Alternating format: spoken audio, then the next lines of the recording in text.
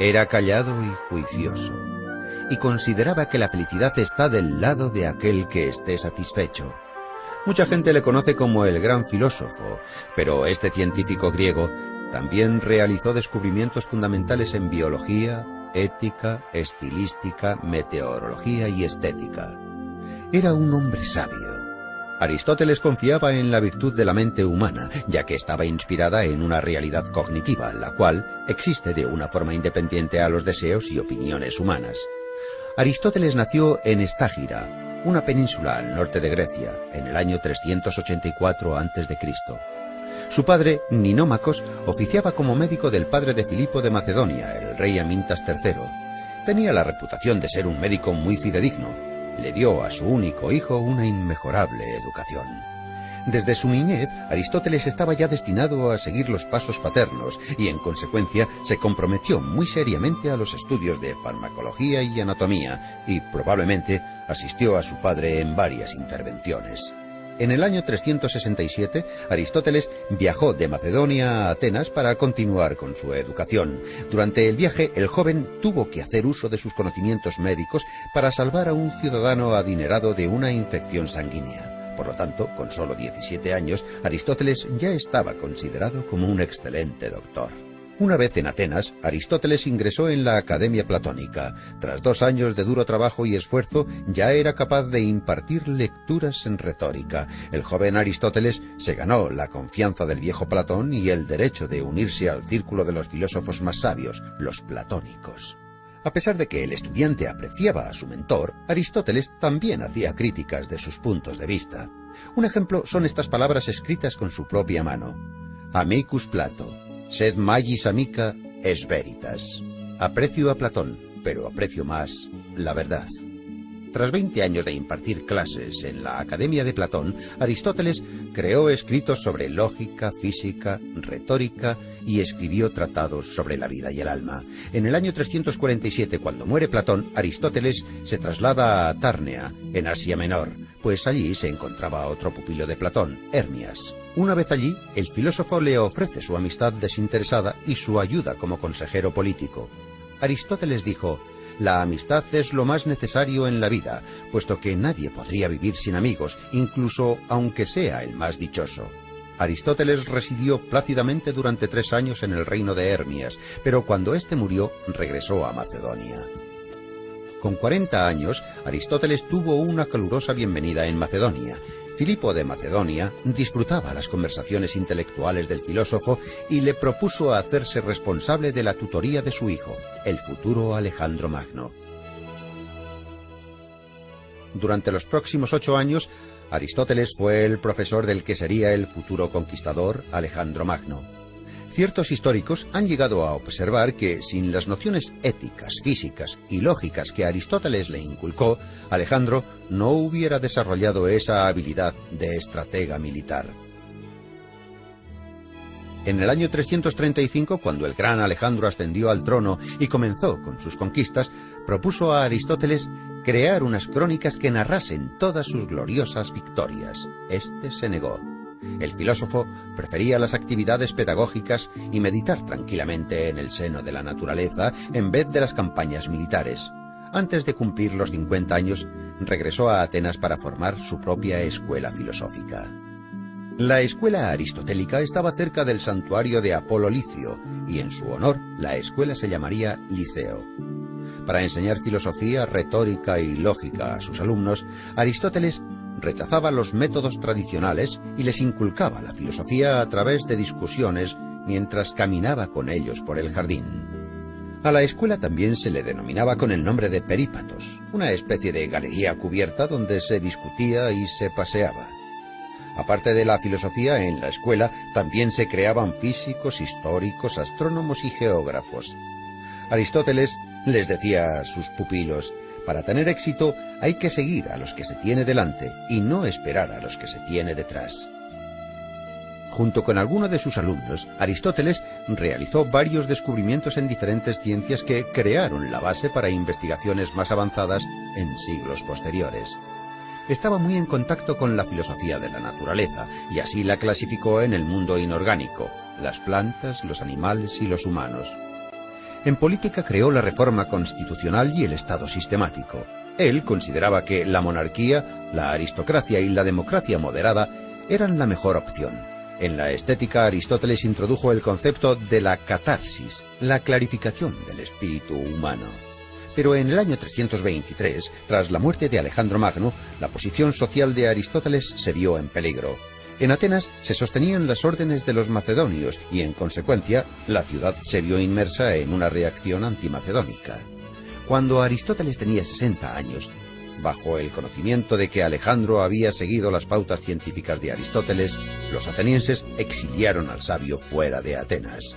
El gran filósofo pasó el resto de sus días en la isla de Calcis, en Eubea.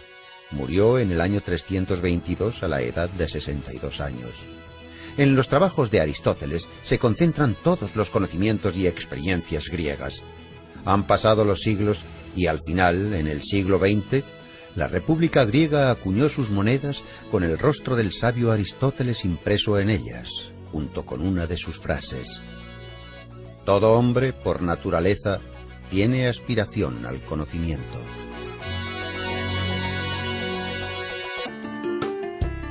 Nietzsche escribió: resulta significativo que sea Sócrates el primer gran heleno que fue feo, de igual manera que en él todo es simbólico.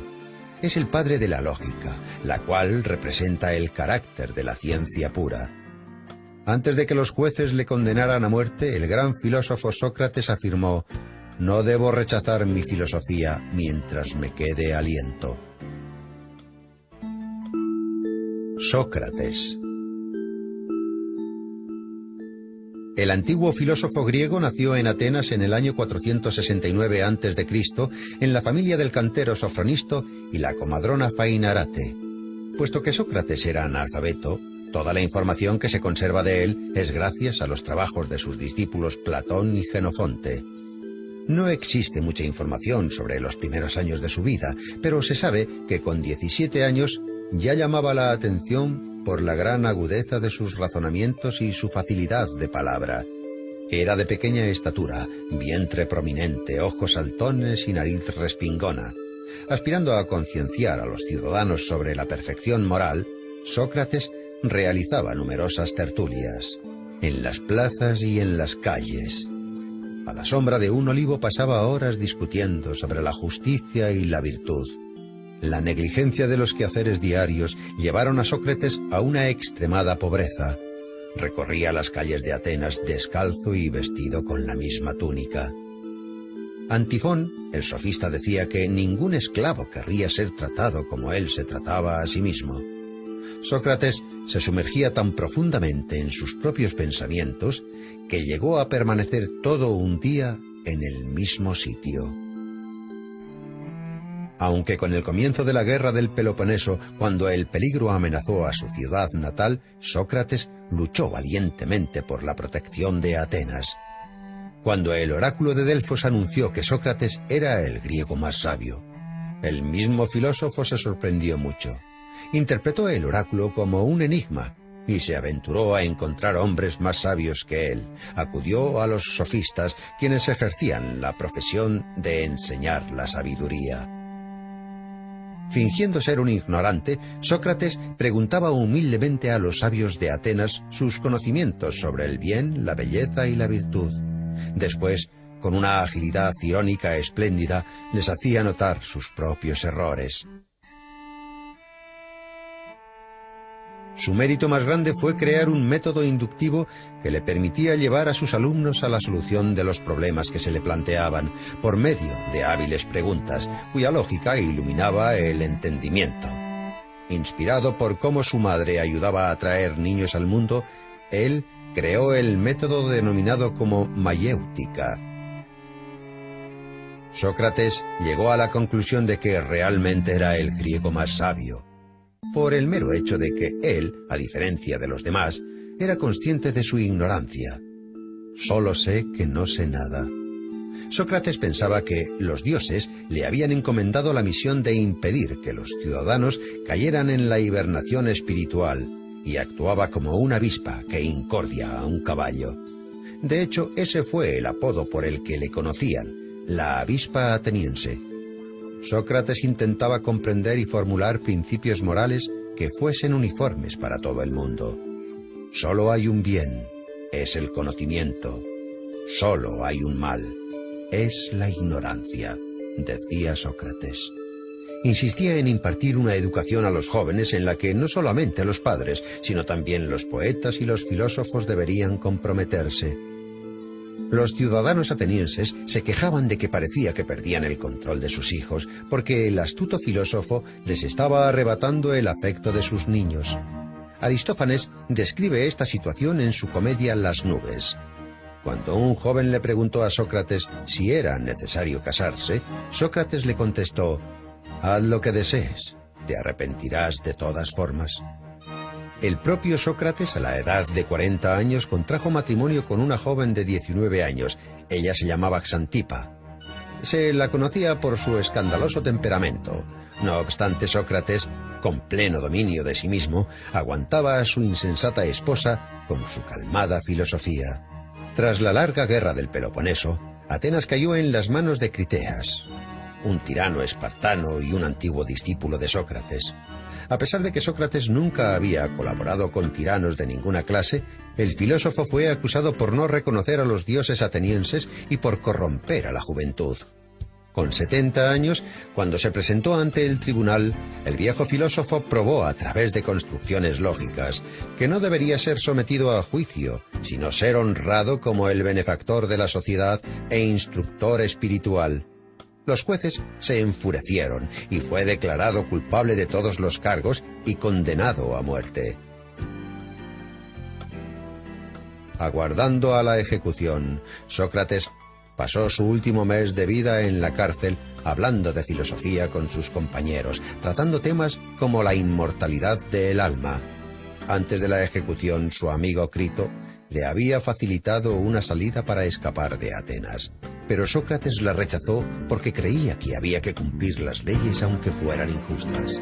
Cuando llegó el día, Sócrates bebió la cicuta sereno y callado. Sus últimas palabras fueron: «Crito, le debo una gallina a Asclepios». En aquellos tiempos, cuando un paciente se recuperaba, se sacrificaba una gallina a Asclepios, el dios de la medicina. Esas palabras reflejan que la muerte del cuerpo simboliza la recuperación del alma.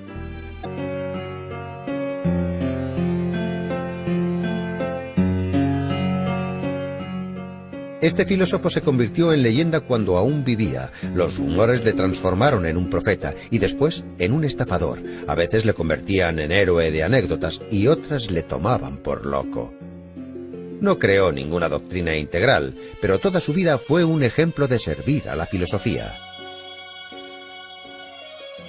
Diógenes el cínico, natural de Sinope, también era llamado Diógenes el perro. Este filósofo vivió en el siglo IV a.C. Se sabe que su padre era acuñador de moneda y toda su familia provenía de Sinope, territorio de la Turquía actual. Cuando Diógenes aún era joven, fue acusado de adulterar las monedas y enviado al exilio fuera de su ciudad. Diógenes no negó su parte de culpa. Pero ¿cuáles eran las razones por las que un joven de familia adinerada actuaba así? Según la leyenda, la razón por la que falsificaba monedas no era para obtener beneficios, sino por seguir las instrucciones del oráculo de Delfos. El joven Diógenes acudió al oráculo y le realizó la descarada pregunta de ¿qué debo hacer para hacerme famoso? El oráculo respondió: cambiar el valor de la moneda. Diógenes tomó la profecía al pie de la letra. El oráculo se convirtió en la consigna cínica y en metáfora de buena parte del comportamiento del filósofo.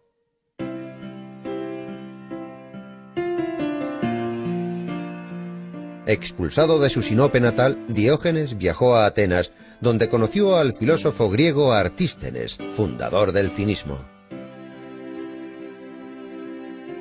Artístenes consideraba que el hombre debiera despegarse de los prejuicios que le inculcan para liberarse de las leyes de la sociedad y vivir como un perro callejero.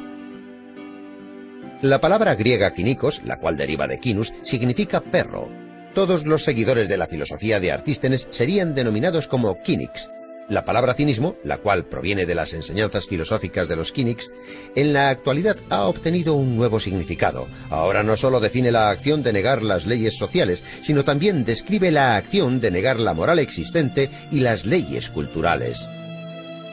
Diógenes se convirtió en el mejor alumno de Artístenes, convencido de que la virtud consistía en abstenerse de las necesidades y el ascetismo. Diógenes liberó a su único esclavo, cambió sus ropas por vestimentas rústicas, se hizo con un zurrón y comenzó a vivir en las calles.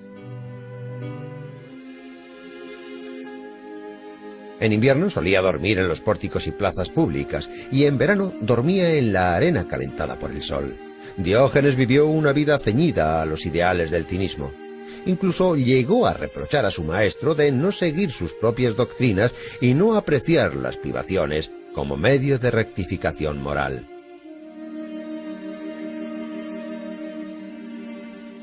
Diógenes dejó de viajar por Grecia. Cuando le preguntaban de dónde venía, él siempre contestaba: «Yo soy cosmopolita, soy un ciudadano del mundo».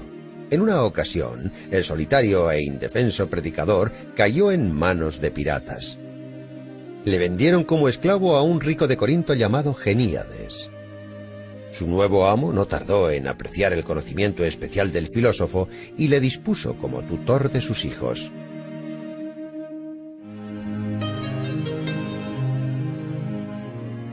A pesar de todas las penurias que tuvo que vivir, Diógenes siempre fue fiel a su filosofía cínica. Continuó como esclavo hasta el día de su muerte, pero ya que apreciaba su libertad interior, eso nunca le hizo infeliz. Diógenes llegó al extremo de su ascetismo. En una ocasión, tras ver a un niño beber del cuenco de sus manos, destruyó el cuenco de madera que era su única posesión, además de su capa, su zurrón y su báculo. El filósofo pensaba que el hombre no necesitaba nada personal porque todo lo necesario se daba en el nacimiento. El filósofo conocido como Diógenes el perro se comportaba como un animal descarriado. Rechazaba las leyes públicas y retaba las tradiciones ya establecidas. También se cuenta que el filósofo vivía en un barril y que los días soleados caminaba con una antorcha. Cuando le preguntaban la razón de esto, él contestaba: «Estoy buscando a un hombre honesto». La gente siempre le decía: «Diógenes, ya eres demasiado mayor. Es el momento de que te calmes». Pero el filósofo contestaba: «Ya casi he terminado. Ahora es el momento de correr, no de pararse». Su peculiar estilo de vida, su extrema agudeza y su irresistible energía hicieron del filósofo una leyenda de la antigua Grecia. De las muchas anécdotas de Diógenes, hay una que cuenta que Alejandro Magno en persona acudió a ver al filósofo. Alejandro Magno encontró al filósofo descansando en un ciprés cerca de Corinto. El omnipotente Alejandro se dirigió a Diógenes diciendo: «Puedes pedirme todo lo que desees». Entonces, la lengua afilada de Diógenes respondió: «Deseo que te apartes, me estás tapando el sol». Las crónicas históricas afirman que el filósofo vivió hasta una avanzada edad. La profecía del oráculo de Delfos se cumplió. La vida del filósofo desafió las bases de la sociedad y cuestionar las morales públicas le convirtió en toda una leyenda. El filósofo cínico de Sinope se convirtió en el símbolo de la libertad y la felicidad. Incluso el omnipotente Alejandro Magno, estando al filo de la muerte, dijo: «Si no fuera Alejandro, hubiera querido ser Diógenes».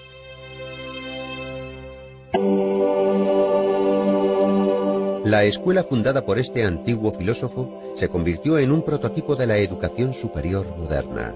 Los contemporáneos le denominaban el Maestro Divino.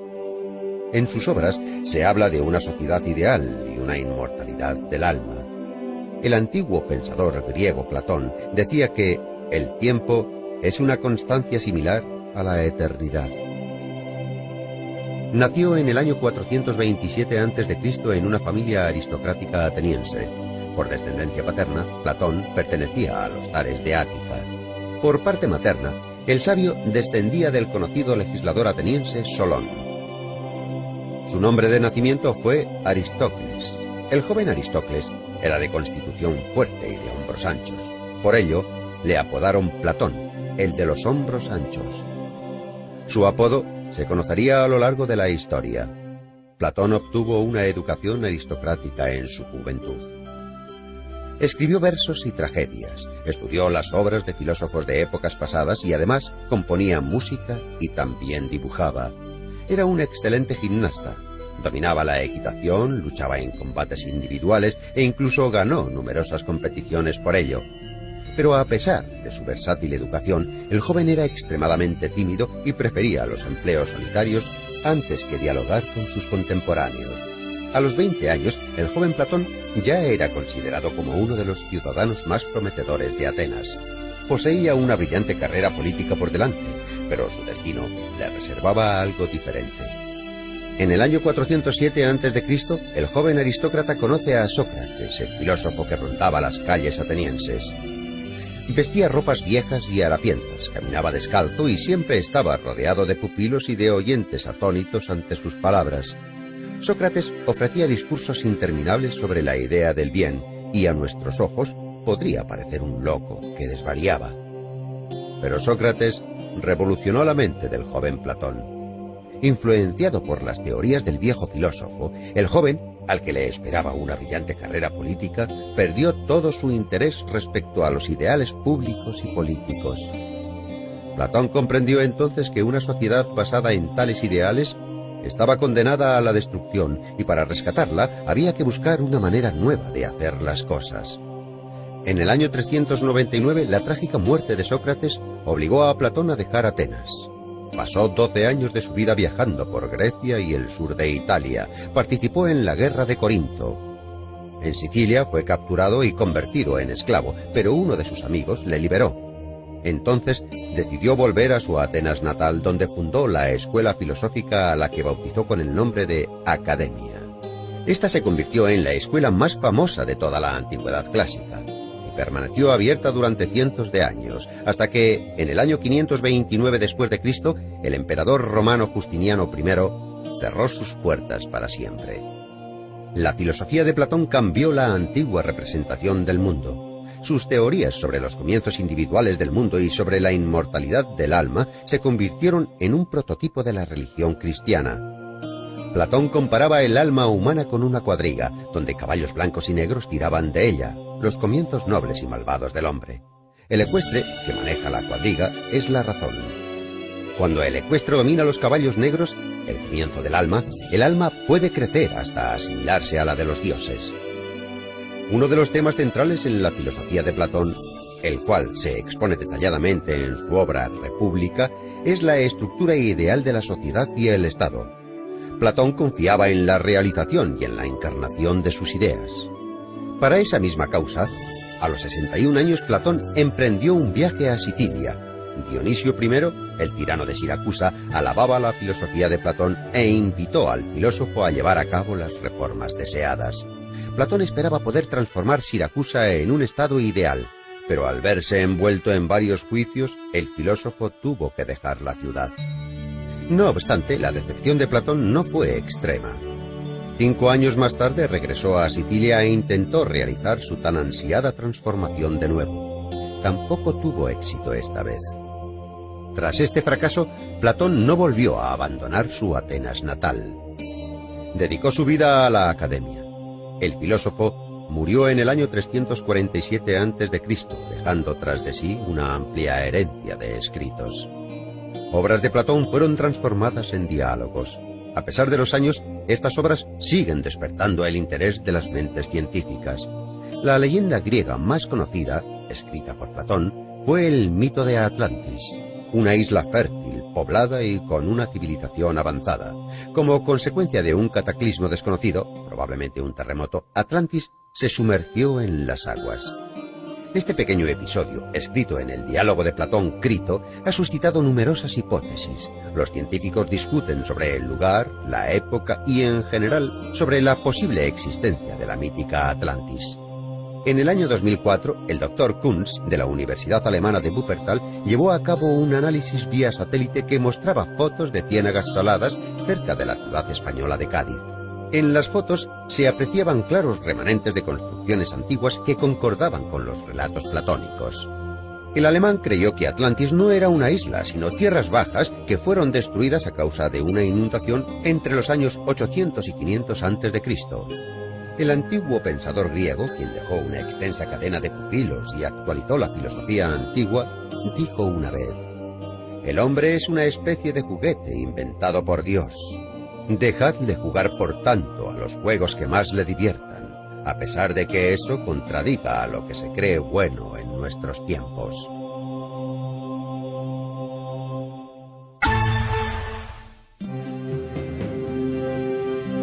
Hoy en día sus tragedias tienen el mismo éxito que en el siglo V a.C., aunque en su época sus obras provocaban el enfado de los espectadores y los competidores poéticos. ¿Cómo se atreve ese insolente poeta a alterar las tradiciones más fundamentales? Puede que esta sea la razón por la cual los historiadores que trabajaron en la biografía del poeta lo hicieran de tal forma que tantos siglos después es complicado diferenciar entre los datos falsos y los verdaderos que rodean la vida del dramaturgo. Una cosa está clara: a pesar de todo el peso de las innumerables críticas, Eurípides está reconocido como uno de los mejores poetas trágicos griegos. Los antiguos historiadores adoraban encontrar vínculos extraordinarios en los acontecimientos históricos. Solían afirmar que Eurípides nació el día de la gran victoria de los griegos sobre los persas en una isla cercana a Salamina. Por ello, el autor estaba destinado a alcanzar la gloria. Existen otras teorías que apuntan que el dramaturgo nació unos años más tarde, en el 484 a.C., y que el hecho de que se convirtiese en uno de los mejores autores de su época fue por méritos propios. Los poetas atenienses y contemporáneos de Eurípides no tenían por costumbre elogiar los poemas de otros. En esa época las críticas se reducían a banales comentarios. En el campo de las batallas literarias, los enemigos de Eurípides le atribuían sangre humilde y defectos físicos y mentales. Cuenta una leyenda que el autor sentía un odio inmenso por las artes y por las mujeres. Pero un siglo más tarde, Aristóteles afirmó que Eurípides era el mejor poeta trágico de todos sus contemporáneos. 5 siglos más tarde, Eurípides fue nombrado el pensador que prefería la soledad de la orilla del mar antes que las concurridas calles de la ciudad. Los visitantes que acuden a Salamina aún pueden contemplar las cuevas donde Eurípides componía sus tragedias.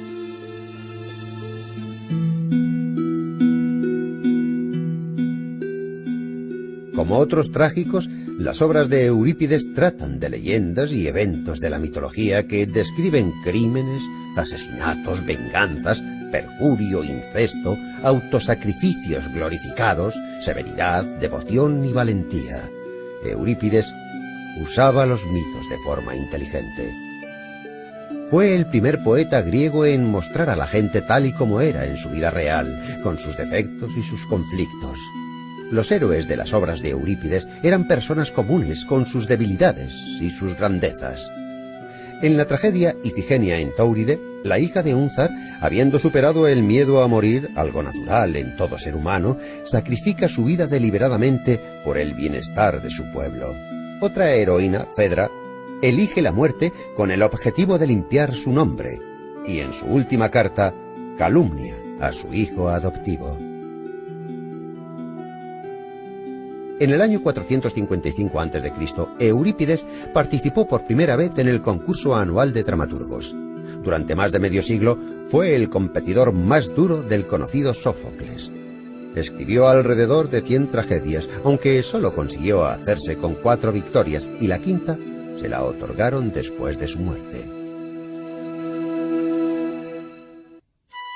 Solo han llegado 18 escritos del autor hasta nuestros días.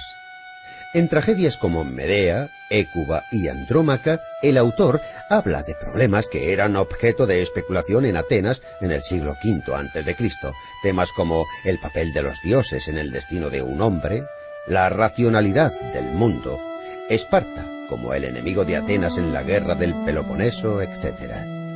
Al igual que Sófocles, su competidor más renombrado, Eurípides, utilizaba la mitología en sus escenarios. De hecho, los antiguos mitos eran su herramienta favorita para crear las tragedias.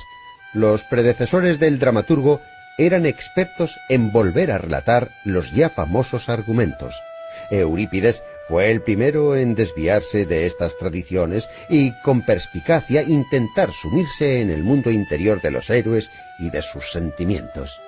En la tragedia Alcestis, por ejemplo, Eurípides utiliza la famosa historia mitológica sobre dos hermanos que deciden vengarse de su madre. Pero al contrario que en el mito, la Alcestis de Eurípides no es la salvadora de su hermano. Lo verdaderamente importante para el dramaturgo era intentar descubrir los sentimientos de esos niños que osaron tener el coraje de pegar a su propia madre. Esta aproximación de Eurípides hacia los mitos desencadenó sentimientos contradictorios. Por una parte, existía una empatía sincera y por otra, una indignación noble. Pero era una blasfemia. Eurípides tuvo la osadía de cambiar una historia que todo el mundo conocía desde su niñez, y los atenienses, como todos los humanos que les vivieron antes y después de ellos, desconfiaban en todo aquello que era nuevo y diferente. Puede que este fuera el motivo por el que Eurípides fuera un incomprendido en su época. Es posible que esa fuese la razón de que abandonara Atenas en el año 408 a.C. para pasar el resto de sus días en Macedonia y trabajar en la corte de Arquelao como poeta y escritor. Allí, en Macedonia, entre los años 407 y 406 a.C., Eurípides falleció en las líneas de una triste primavera que podrían formar un epitafio. No debe lamentarse la muerte, debe lamentarse la vida destinada a la lucha y a una vida miserable. Desde los tiempos antiguos solo nos han llegado unas pocas imágenes del dramaturgo, pero visualmente demuestran que durante toda su vida este hombre melancólico inclinaba su cabeza pensativo agradeciendo los reconocimientos, pero sin comprender los injustos y constantes ataques.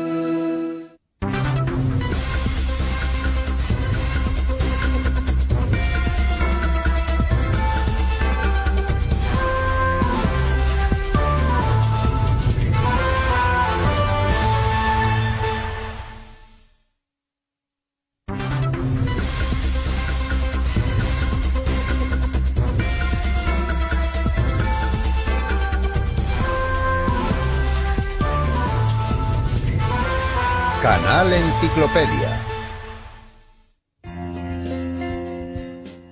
Antes de que se implicase en el estudio de las ciencias, la historia parecía un mito. Su propia vida parece una leyenda. Patriota griego y un entusiasta de los viajes, fue el fundador de la etnografía. Fue escritor y científico, fue el padre de la historia. Heródoto de Halicarnaso dejó constancia de un ecúmeno, desde la civilización europea hasta lo que nosotros entendemos como civilización más moderna.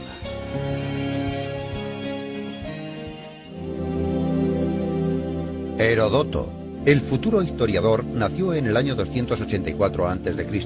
en el seno de una familia rica y noble en Halicarnaso, una colonia griega situada en Asia Menor. A pesar de que Heródoto era un ciudadano persa, era heleno por parte materna.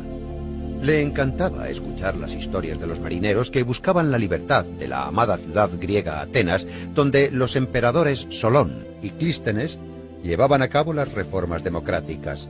Pero en su ciudad natal, el tirano Ligdamis luchaba por hacerse con el poder. El joven Heródoto, junto a otros seguidores de la democracia, se rebelaron contra el tirano.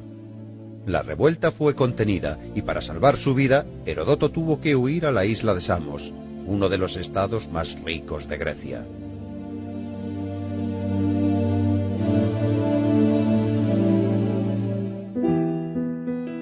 En el año 464 a.C., cuando Heródoto cumplió los 20 años, dejó la isla griega para viajar de país en país y dirigirse al este. Viajó por tierra y mar y visitó lugares como Fenicia, Siria, Macedonia, Delfos y Atenas. Heródoto de Halicarnaso resultó ser un viajero inquisitivo y emprendedor. Investigó cuidadosamente las inscripciones sagradas, los templos, las crónicas, la colección de oráculos y profecías, leyó numerosos trabajos literarios y estudió las costumbres locales. Más tarde, con diligencia, escribió todas sus observaciones personales en un libro que se convertiría en la famosa Historiae, el primer libro histórico de los tiempos antiguos. En el libro, Heródoto describía la distribución de la población de Babilonia y el método de construcción de sus edificios. El sociable ciudadano Heródoto también viajó a Egipto y allí aprendió de los sacerdotes locales que en la pirámide de Keops constaba por escrito la cantidad de rábanos, cebollas y ajos que habían comido los esclavos mientras construían la pirámide. Heródoto visitó la costa norte del Mar Negro, donde se relacionó con la tribu de los escita, que eran personas bélicas y crueles. Acorde con los relatos de Heródoto, los escita se bebían la sangre de sus enemigos y para ello utilizaban sus cráneos. Además, ostentaban los cueros cabelludos como trofeos o botines de guerra. Las descripciones sobre la vida de los escita que Heródoto escribió fueron más tarde verificadas por investigaciones arqueológicas que encontraron restos sepulcrales de la tribu en el sur de Rusia y en Ucrania. Las anotaciones de los 10 años que Heródoto de Halicarnaso había recopilado durante sus viajes se convirtió en una grandiosa obra que nunca fue titulada. No obstante, muchos historiadores creen que la obra fue titulada Historiae, que significaba investigación y desarrollo en el griego antiguo. 330 años después, en el siglo II a.C., científicos de Alejandría dividieron la composición de Heródoto en 9 tomos y los dedicaron a las 9 musas. El primer libro, por ejemplo, fue titulado Clío. La guerra de los griegos contra el imperio persa era el principal argumento de esta gran obra. Heródoto fue contemporáneo de estos sucesos. El historiador admiraba el coraje de los griegos y quería narrar para futuras generaciones las batallas que los griegos y persas soportaron durante 50 años. Más de la mitad de la obra se refiere a los antecedentes de las guerras médicas y el resto a la propia contienda. Fue una de las primeras obras escritas en prosa griega que muestra digresiones históricas, etnográficas y geográficas, así como las tradiciones, las religiones y la vida en Asia Menor. En el año 443 a.C., cuando la guerra entre griegos y persas llegó a su fin, Heródoto viajó al sur de Italia con el fin de encontrar una colonia llamada Turios. Finalmente, a la edad de 40 años, a Heródoto se le llamaba Turio, por haber ayudado a fundar esta colonia. Los investigadores opinan que este lugar fue su último cobijo. Pero no se puede excluir la posibilidad de que al final de su vida Heródoto dejase Turio para volver a Atenas. No se conoce demasiado sobre los últimos años del historiador.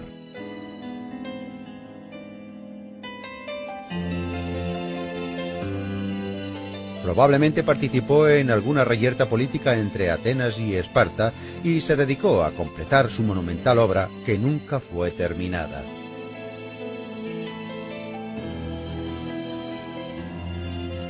Los relatos de Historiae se detienen en el año 478, en la descripción de una cercana aldea llamada Sesta. Heródoto vivió alrededor de 60 años y murió cerca del año 425 a.C. 4 siglos más tarde, el orador romano Cicerón hablaba de Heródoto como el padre de la historia. Para los historiadores actuales, el espléndido escrito de Heródoto es una fuente de oro para obtener información sobre la historia de los países antiguos.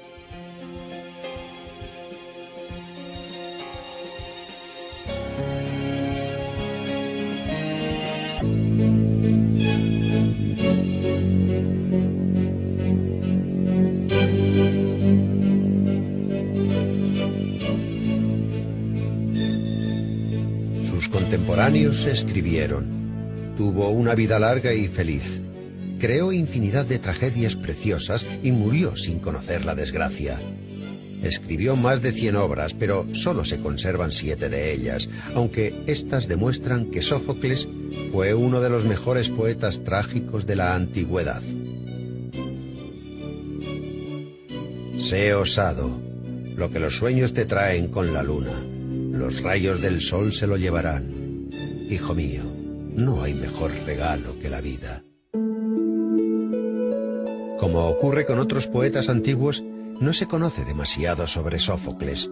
Nació en Colono, un pueblo cerca de Atenas. El autor haría conocido su lugar de nacimiento por medio de su tragedia Edipo en Colono. Era hijo de un rico armero llamado Sófilo. Otorgó a su hijo la posibilidad de recibir la llamada educación ateniense, que fomentaba el libre desarrollo del cuerpo y el espíritu. El joven Sófocles se inclinaba por jugar a la pelota y estudiar música. A los 16 años fue elegido director del coro de muchachos que dedicaba himnos a los dioses, para celebrar la victoria contra los persas en la batalla de Salamina. Esta batalla conecta a 3 de los mejores poetas trágicos de la antigua Grecia. Esquilo participó en la batalla de Salamina. Sófocles le glorificó por ello. Y Eurípides nació en esa época. Según ciertos estudios, en el año 480 a.C., Sófocles ya había comenzado a labrar su trayectoria como poeta trágico. Pero no fue hasta 12 años después cuando debutó como poeta trágico en las Dionisias, el concurso teatral que se celebraba anualmente en Atenas, y se hizo con el primer premio derrotando al gran Esquilo. Según la opinión de sus contemporáneos, Sófocles elevó la tragedia a un nivel superior, añadiendo un tercer actor en la escena y dando un mayor juego al diálogo. El escritor Diógenes Laercio expuso la historia de la tragedia griega de la siguiente manera. Si uno quiere atribuir a Esquilo todas las innovaciones escénicas, como por ejemplo la luz y el estruendo de los rayos, las máscaras y los cantos, los atuendos ceremoniales de los reyes y las ropas de lana de los profetas, uno debería pensar que quizás Sófocles inventó todo eso. Además, a diferencia de Esquilo, Sófocles se centró, más que en el argumento, en los sentimientos y los sufrimientos de los hombres. Sófocles admiraba la fuerza mental que un hombre es capaz de demostrar. En su famosa obra Antífona, Sófocles comienza el estribillo diciendo: «Hay muchas maravillas en el mundo, pero el hombre es la más maravillosa de todas ellas». Con obras como esta, Sófocles se convirtió en uno de los poetas más conocidos de la antigua Grecia. En el festival en honor a Dionisio ganó el primer premio en más de 20 ocasiones y el segundo más de una docena de veces. Pero nunca se permitió quedar el tercero, que para él sería el último puesto. Escribió más obras que muchos autores, 123 dramas, pero solo 7 han llegado a nuestros días. Áyax, las Traquinias, Electra, Filoctetes y la trama de la familia del rey Edipo fue quien otorgó la mayor fama a su autor. La trama consta de las tragedias Edipo Rey, Edipo en Colono y Antígona. En la tragedia Edipo Rey se narra la caída de Pericles al mando del Estado ateniense y se interpreta de una forma muy creativa. En la historia, los años de su gobierno se conoce como la época de Pericles, el período donde Atenas era fuerte y próspera. Sófocles era uno de los mejores amigos de Pericles. En el año 440 a.C., ambos fueron elegidos estrategos y participaron en la expedición ateniense contra Samos, acontecimiento que recoge Plutarco en sus Vidas Paralelas. El poeta jugó un papel muy activo en la vida pública de la polis. Incluso cuando Sófocles era ya un hombre muy mayor, fue elegido como uno de los 10 consejeros que supuestamente devolverían los años dorados a Atenas. Sobre la vida personal de Sófocles se desconoce la mayoría. Solo se sabe que tuvo 5 hijos. Hay quien piensa que un hijo de Sófocles, llamado Lofón, intentó atribuirle a su padre una enfermedad mental causada por su avanzada edad. El poeta dijo ante el tribunal: Si estoy loco, no soy Sófocles. Si soy Sófocles, no estoy loco. Y a continuación recitó el comienzo de la tragedia de Edipo en Colono. Con admiración, el jurado se percató de que en efecto se trataba de Sófocles y por lo tanto no podía estar loco. La tragedia de Edipo en Colono fue llevada al escenario por su nieto, también llamado Sófocles. La representación tuvo lugar justo después de que, con 90 años, su abuelo Sófocles falleciera. Sófocles también era conocido por su afán a la religión. Según algunos historiadores, antes de que el templo para Asclepios, dios de la medicina, fuera construido en Atenas, Sófocles adoraba al dios en su propia casa. En su tragedia, un hombre antes de morir conoce a las Parcas. En uno de los fragmentos que se conservan, Sófocles advertía: «El hombre ha de admirar y valorar el júbilo de hoy. Los dioses cubrirán el mañana con mantos grises y oscuros».